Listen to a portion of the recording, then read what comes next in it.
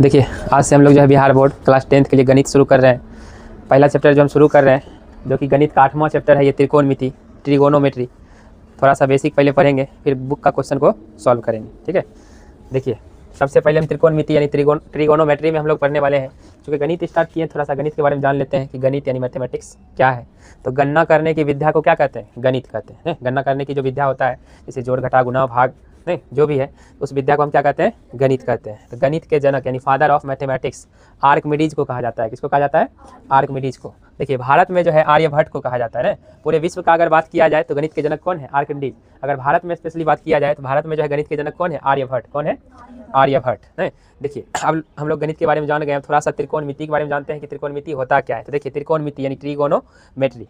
Trigonometry शब्द जो है 3 ग्रीक शब्द से मिलकर बना है। नहीं, ट्रिगोनोमेट्री जो है 3 ग्रीक शब्द से मिलकर बना है। देखिए ट्रिगोनोमेट्री बना है ना, यहाँ पे लिखे हैं हम ट्रिगोनोमेट्री। ट्री का मतलब होता है 3, ट्री का मतलब क्या होता है? 3 मतलब 3। गोन का मतलब होता है एंगल, एंगल यानी कोण। और मेट्री का मतलब होता है मीजर यानी माप। यानी कह सकते हैं 3 कोनों के माप को ही त्रिकोणमिति कहते हैं। 3 कोण का माप कहिए या 3 भुजा का माप कहिए। तो यहाँ पे लिखे हैं, देखिए इसलिए त्रिकोणमेट्री को जो है, ट्रिगोनोमेट्री का अर्थ जो है त्रिभुज के कोनों और भुजाओं की माप है ना। त्रिकोणमिति का अर्थ क्या है? त्रिभुज के कोनों और भुजाओं की माप है। ट्रिगोनोमेट्री जो है ग्रीक शब्द से मिलकर बना है। क्या ग्रीक शब्द से मिलकर बना है? 3। कौन कौन? ट्रिगोनमेट्री। ट्री का मतलब हो गया 3 यानी 3, गोन का मतलब हो गया एंगल यानी कोण, और मेट्री का मतलब हो गया मीजर यानी माप। यानी का देखिए त्रिकोणमिति के जनक यानी फादर ऑफ ट्रिगोनोमेट्री कौन होते हैं? विश्व स्तर पर अगर देखा जाए तो हिप्पार्कस। कौन है? हिप्पार्कस। भारत में अगर देखा जाए तो आर्यभट्ट। समझ रहे हैं? बोलिए गणित के भी जनक भारत में आर्यभट्ट है, और गणित में ही त्रिकोणमिति आता है। तो भारत में अगर देखा जाए तो आर्यभट्ट। विश्व स्तर पर अगर देखा जाए तो हिप्पार्कस। एक होता है हिप्पोक्रेटस, जो आप बायोलॉजी में पढ़ते हैं। तो हिप्पोक्रेटस जो है चिकित्सा विज्ञान के जनक होते हैं। समझ रहे हैं? ये हिप्पोक्रेटस नहीं है, ये है हिप्पार्कस। आप लोग डाउट में नहीं आइएगा। समझ रहे हैं? ठीक, आगे देखिए त्रिकोणमिति में जो है हम लोग सामान्यतः समकोण त्रिभुज के बारे में पढ़ते हैं। किस त्रिभुज के बारे में पढ़ते हैं? समकोण त्रिभुज के बारे में पढ़ते हैं। ठीक है, चलिए इतना बार नोट कीजिए। अब हम पढ़ेंगे बेसिक इसका। देखिए सबसे पहले हम एक समकोण त्रिभुज लेते हैं। क्या लेते हैं? समकोण त्रिभुज बनाते हैं। समझ रहे हैं? समकोण त्रिभुज के बारे में बताए थे ना। जो समकोण त्रिभुज होता है उसमें एक कोण 90 डिग्री का यानी समकोण होता है, और बाकी जो 2 कोण होता है वो न्यून कोण होता है। क्या होता है? इसका कुछ नाम हम रख देते हैं, ए बी सी। ठीक है, अब ये जो बी है आपका कोण, ये 90 डिग्री का है। कितना डिग्री का कोण है? 90 डिग्री का कोण है। 90 डिग्री का यानी समकोण है। क्या है? समकोण है। तो देखिए इसमें 3 भुजा है, 1 2 3। कोण भी क्या हो गया? 1 2 3। समझ रहे हैं? अब देखिए 90 डिग्री के सामने वाला जो भुजा होता है, यानी कह सकते हैं समकोण के सामने वाला जो भुजा होता है वो आपका कर्ण कहलाता है। क्या कहलाता है? कर्ण कहलाता है। कर्ण को इंग्लिश में कहते हैं हाइपोटेनस। क्या कहते हैं? हाइपोटेनस। अब देखिए डाउट होता है लंब और आधार में। लंब कौन कहलाता है? आधार कौन कहलाता है? देखिए अगर आप गूगल पे सर्च कीजिएगा या चैट जीपीटी कोई भी चीज़ पे सर्च कीजिएगा ना, तो उसमें बोलेगा जो खड़ी भुजा होती है ना उसको लंब कहते हैं। ठीक है, और जो लेटी हुई भुजा होती है उसको आधार कहते हैं। नहीं, कर्ण तो फिक्स रहता है। कर्ण क्या रहता है? फिक्स। अच्छा देखिए एक चीज़ अगर आपसे पूछा जाए कर्ण के बारे में, और पूछा जाए आपको लंब के बारे में, और आपको पूछा जाए आधार के बारे में, नहीं बोलिए अगर पूछेगा कर्ण फिक्स रहता है, कर्ण फिक्स रहता है, तो हाँ सही बात। लंब फिक्स रहता है? नहीं, गलत बात है। लंब फिक्स नहीं रहता। आधार फिक्स रहता है? आधार फिक्स रहता है अगर पूछा जाए तो नहीं। जवाब क्या होगा? नहीं। जो समकोण त्रिभुज होता है उसमें सिर्फ कर्ण फिक्स रहता है कि 90 डिग्री के सामने वाला जो भुजा होगा ना वही कर्ण होगा। समझ रहे हैं? अब ये दोनों जो भुजा होता है, देखिए सबसे बड़ा भुजा यही होता है कर्ण। समकोण त्रिभुज में सबसे बड़ा भुजा कौन सा होता है?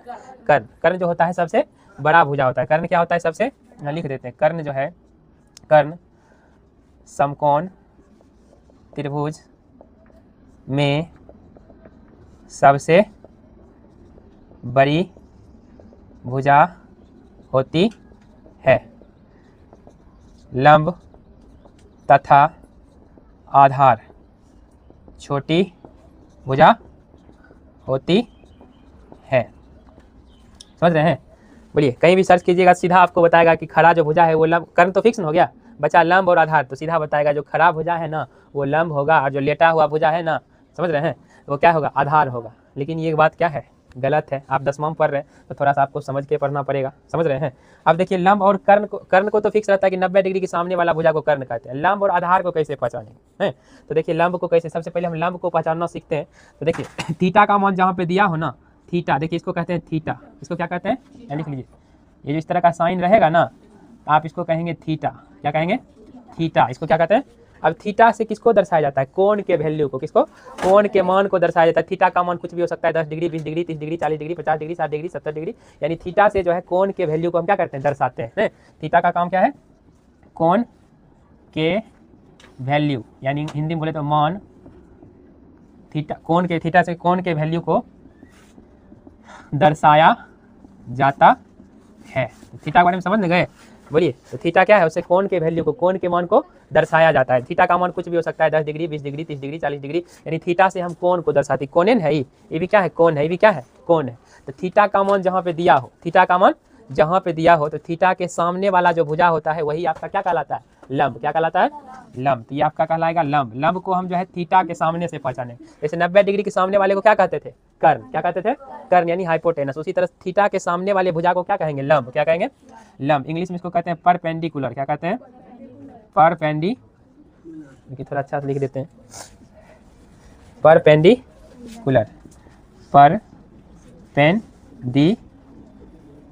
परपेंडिकुलर। अब देखिए, जब आपको कर्ण पता चल गया, लंब पता चल गया, जो बाकी बच गया आधार है ना होगा, समझ रहे हैं। दो चीज जब पता चल गया, तीसरा ऑटोमेटिक है कि आधार हो जाएगा। क्या हो जाएगा, आधार हो जाएगा। आधार को इंग्लिश में कहते हैं बेस। आधार को इंग्लिश में क्या कहते हैं, बेस। तो अब आप समझ गए, अब आप समझ गए। हम एक चीज और लिख देते हैं, एक पॉइंट, थीटा के सामने वाले भुजा को लंब कहते हैं। क्या कहते हैं, लंब कहते हैं, लंब कहते हैं। तो अब आप समझ गए कि जो 90 डिग्री का कोण जहां बनेगा, यानी समकोण जहां बनेगा, 90 डिग्री के कोण को क्या कहते हैं, समकोण। क्या कहते हैं, समकोण कहते हैं। 90 डिग्री के कोण को ही क्या कहते हैं, समकोण।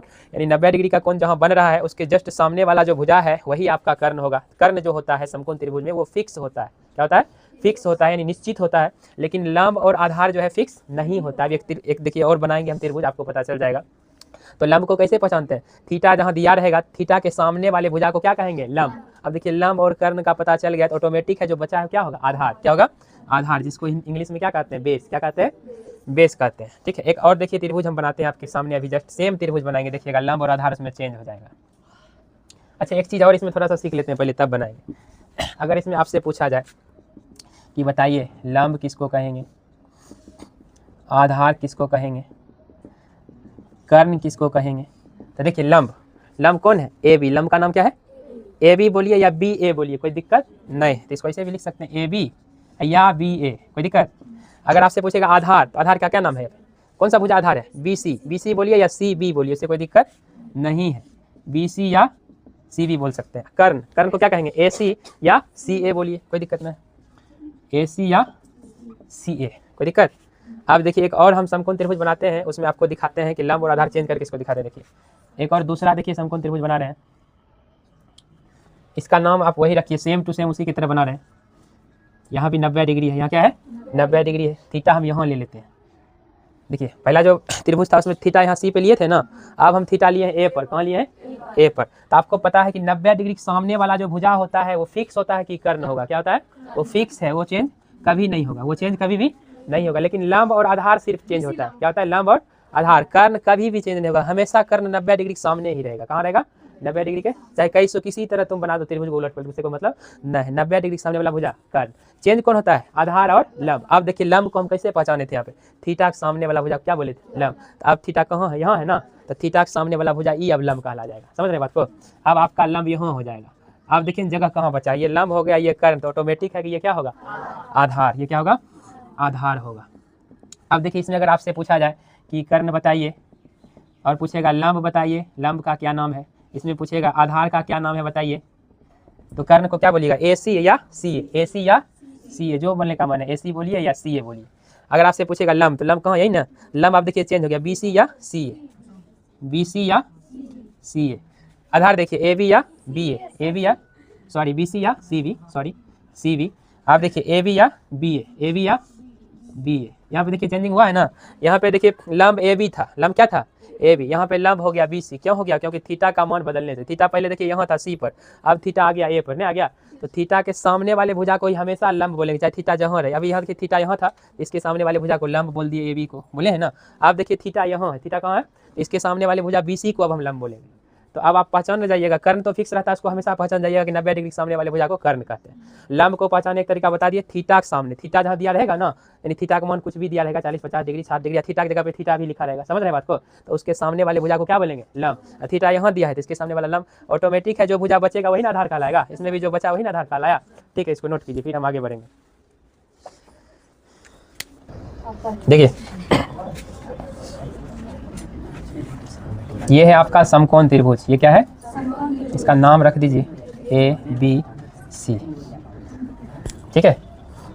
ये आपका थीटा ले लीजिए यहाँ पे, तो 90 डिग्री के सामने वाला भुजा क्या कहलाता है, कर्ण, क्या कहलाता है, कर्ण। यहाँ पे देखिए कर्ण, कर्ण को इंग्लिश में क्या कहते हैं आप, हाइपोटेनस, क्या कहते हैं, तो हाइपोटेनस एच से शुरू होता है ना, तो शॉर्ट में कर्ण को एच भी लिख सकते हैं, क्या लिख सकते हैं, एच लिख सकते हैं।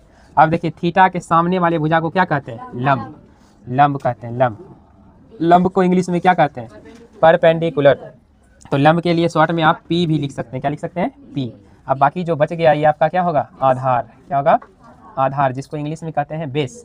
तो आधार के लिए आप क्या कर सकते हैं, बी भी लिख सकते हैं। जहाँ एच लिखा रहेगा आप समझ जाइएगा वो कर्ण है, क्या है, बी लिखा रहेगा समझ जाइएगा आधार है, पी लिखा रहेगा समझ जाइएगा लंब है, तो शॉर्ट में लिखेंगे। अब देखिए इसमें एक पाइथागोरस थ्योरम का यूज होता है, नहीं, तो पाइथागोरस थ्योरम को जानते हैं, जिसको बोलते हैं हिंदी में पाइथागोरस प्रमेय, क्योंकि इस प्रमेय को जो है जो मैथमेटिशियन थे पाइथागोरस उसी ने दिया था, तो उसको जानते हैं। देखिए पाइथागोरस, पाइथागोरस, इससे हम लोग क्या करते हैं, जैसे देखिए दो भुजा का लंबाई दिया रहता है ना, देखिए इस थ्योरम का यूज कहाँ किया जाता है, जो पाइथागोरस थ्योरम है, जो पाइथागोरस प्रमेय है, उसका यूज हम कहाँ करते हैं, कोई भी देखिए 3 भुजा है ना त्रिभुज में, कोई भी 2 भुजा की लंबाई दिया रहेगा, तीसरा भुजा की लंबाई निकालना हो तो उसी में हम क्या करते हैं, पाइथागोरस थ्योरम का यूज करते हैं, समझ रहे हैं, पाइथागोरस प्रमेय का यूज करते हैं। हाँ, पाइथागोरस प्रमेय, पाइथागोरस प्रमेय, इस प्रमेय को पाइथागोरस नामक जो है मैथमेटिशियन ने दिया था, इसीलिए इस प्रमेय का नाम, इस थ्योरम का नाम क्या पड़ा, पाइथागोरस प्रमेय, समझ रहे हैं। आप भी कोनो थ्योरम दीजिएगा तो आपके नाम से पड़ेगा, समझ रहे हैं। हाँ, जैसे देखिए प्रशांत, अगर कोई प्रमेय देगा इसका नाम देगा प्रशांत प्रमेय, समझ रहे हैं। तो देखिए तो पाइथागोरस क्या बोले थे कि जो देखिए एक प्रमेय दिए थे, कैसे दिए थे, देखिए प्रमेय जो दिए थे वो बोले थे कि कर्ण स्क्वायर बराबर होता है लंब स्क्वायर जोड़ आधार स्क्वायर है। पाइथागोरस क्या बोले थे, कर्ण स्क्वायर जो है किसके बराबर होता है, लंब के स्क्वायर और आधार के स्क्वायर के योगफल के बराबर होता है, यही बोले थे। बोलिए ये बात कौन बोले थे, पाइथागोरस जी बोले थे, इसीलिए ये प्रमेय का नाम जो है पड़ गया पाइथागोरस प्रमेय, इंग्लिश में बोलते हैं पाइथागोरस थ्योरम। प्रमेय को इंग्लिश में क्या कहते हैं, थ्योरम, समझ रहे हैं। इस थ्योरम से हम क्या करेंगे, भुजा की लंबाई को निकालेंगे। जैसे कभी कभी देखिए कर्ण दे दिया है, लंब दे दिया है, आधार निकाल दीजिएगा, समझ रहे हैं। कर्ण लंब दे दिया तो क्या निकाल लेंगे, आधार। कभी कभी देखिए कर्ण आधार दे दिया है तो लंब निकाल देंगे, कभी कभी लंब आधार दे दिया तो कर्ण निकाल, यही तीनों उलटफेर होते रहेगा। कोई भी 2 भुजा दे देगा, तीसरा निकाल दीजिएगा, समझ रहे हैं। तो कर्ण को आप क्या बोले थे शॉर्ट में, एच, क्या बोले थे, एच, तो एच स्क्वायर हो गया। लंब को शॉर्ट में क्या बोले थे, पी, तो पी स्क्वायर हो गया जोड़। आधार को शॉर्ट में क्या बोले थे, बी, तो बी स्क्वायर। यानी शॉर्ट में अगर आपको ये थ्योरम लिखना है कैसे लिखिएगा, बोलिए एच स्क्वायर बराबर P square plus B square, ठीक है। इस थ्योरम पे अभी हम देखिए बहुत सारा क्वेश्चन बनाएंगे। कोई भी 2 भुजा की लंबाई दे देंगे, तीसरा भुजा की लंबाई आपको निकालना है, पहले इसको नोट कीजिए थ्योरम को। देखिए इधर देखिए एक त्रिभुज लिए हैं, समकोण त्रिभुज, इसमें हम देखिए 2 भुजा का माप दिए हैं आपको, तीसरा भुजा बताना है, यानी एसी का लंबाई बताना है। तो देखिए यहाँ पे ये थीटा के सामने वाला भुजा है, ये क्या कहलाएगा, लंब, यानी आपका लंब दिया है 3 सेंटीमीटर। बाकी आपको पता है कि 90 डिग्री के सामने वाला जो भुजा होता है क्या कहलाता है, कर्ण, यानी आपको कर्ण निकालना है। लंब ये हो गया तो ये क्या होगा, आधार। जब ये लंब हो गया, ये कर्ण हो गया तो ये आधार होगा, यानी आपको लंब और आधार दिया है, लंब दिया है 3 सेंटीमीटर, आधार दिया है 4 सेंटीमीटर, तो आपको निकालना है कर्ण, क्या निकालना है, कर्ण निकालना, यानी एसी कर्ण निकालना है, ठीक। तो कर्ण कैसे निकालेंगे देखिए इधर, हाँ ठीक, देखिए तो पाइथागोरस प्रमेय से, किस प्रमेय से निकालेंगे, देखिए पाइथागोरस प्रमेय से, पाइथागोरस प्रमेय से। देखिए पाइथागोरस प्रमेय क्या कहता है, कर्ण स्क्वायर, देखिए कर्ण स्क्वायर बराबर लंब स्क्वायर जोड़ आधार स्क्वायर, यही कहता है। कर्ण को हाइपोटेनस कहते हैं इसलिए एच का स्क्वायर लिखे, लंब को परपेंडिकुलर कहते हैं इसलिए पी का स्क्वायर लिखे, आधार को बेस कहते हैं इसलिए बी का स्क्वायर लिखे ना, यही कहता है पाइथागोरस प्रमेय। अब यहाँ पे देखिए डिटेल में थोड़ा बनाइएगा, यहाँ लिख भी दीजिएगा, इसके ऊपर दिया है, क्या है, दिया है, क्या दिया था, लंब ने दिया था, तो देखिए लंब ए बी बराबर 3 सेंटीमीटर, फिर उसके बाद आधार बी सी बराबर 4 सेंटीमीटर। तो आपसे पूछ रहा था कर्ण ए सी बराबर, यही पूछ रहा था। तो पाइथागोरस प्रमेय से हम ये पाइथागोरस प्रमेय लगाएंगे तभी निकलेगा तीसरा भुजक लंबाई। आप देखिए यहाँ पे एच कितना दिया है, बोलिए कर्ण निकालना ही है ना, तो कर्ण आपको निकालना ही है, तो इसको कुछ नहीं कीजिए। पी यानी पी बोले तो परपेंडिकुलर यानी लंब कितना दिया है 3, तो 3 का स्क्वायर कीजिए, सेंटीमीटर है लिख दीजिए सेंटीमीटर भी, कोई दिक्कत नहीं। बी देखिए बी यानी आधार कितना दिया है 4, कितना दिया है 4 सेंटीमीटर का स्क्वायर। अब देखिए एच स्क्वायर बराबर हो गया 3 तिया 9, 3 का स्क्वायर है, 3 का गुना 2 बार करेंगे, 3 गुना 3 कितना हो जाएगा 9। और सेंटीमीटर है, सेंटीमीटर पर भी पावर 2 है, सेंटीमीटर का भी गुना 2 बार होगा, सेंटीमीटर गुना सेंटीमीटर तो हो जाएगा सेंटीमीटर स्क्वायर प्लस 4 गुना 4 तो 16, 4 गुना 4 क्या हो जाएगा 16 सेंटीमीटर स्क्वायर। एच स्क्वायर बराबर कितना हो गया 16 9 25 सेंटीमीटर स्क्वायर, कितना हो गया 25 सेंटीमीटर। रूट चढ़ाएंगे, क्या करेंगे अपने मन से रूट चढ़ाएंगे इधर, तो इधर भी चढ़ाना पड़ेगा, इधर भी क्या करना पड़ेगा चढ़ाना पड़ेगा। जैसे ही रूट चढ़ाते हैं स्क्वायर पर से तो क्या हो जाता है इसका स्क्वायर खत्म हो जाता है, रूट चढ़ाने के बाद स्क्वायर क्या होता है खत्म हो जाता है, बचता है एच। इधर 25 का वर्गमूल कितना हो जाएगा 5 सेंटीमीटर स्क्वायर था, तो अब सेंटीमीटर बचेगा, एच बराबर कितना हो गया 5 सेंटीमीटर। तो कह सकते हैं अतः कर्ण ही निकला है ना एच, तो देखिए कर्ण ए सी बराबर 5 सेंटीमीटर। अब देखिए थोड़ा सा समझिए, स्क्वायर के ऊपर रूट चढ़ाने से जो है स्क्वायर कैसे खत्म होता है, थोड़ा सा देखिए यहाँ पे जैसे एच स्क्वायर था, एच क्या था स्क्वायर, इसके ऊपर हम चढ़ाएं रूट, क्या चढ़ाएं रूट, तो देखिए कैसे खत्म होता है, ये हो गया एच स्क्वायर। रूट का मतलब होता है 1/2, रूट का मतलब क्या होता है पावर 1/2, तो इसका पावर में ही रूट चढ़ा हुआ है, तो पावर में 1/2 से गुना करेंगे तो 2 से 2 खत्म हो गया, तो एच का पावर 1 मतलब क्या एच एन खाली आया, देखिए स्क्वायर खत्म हो गया। तो इस तरह से स्क्वायर इसका खत्म होता है, ठीक है, इसको नोट कीजिए।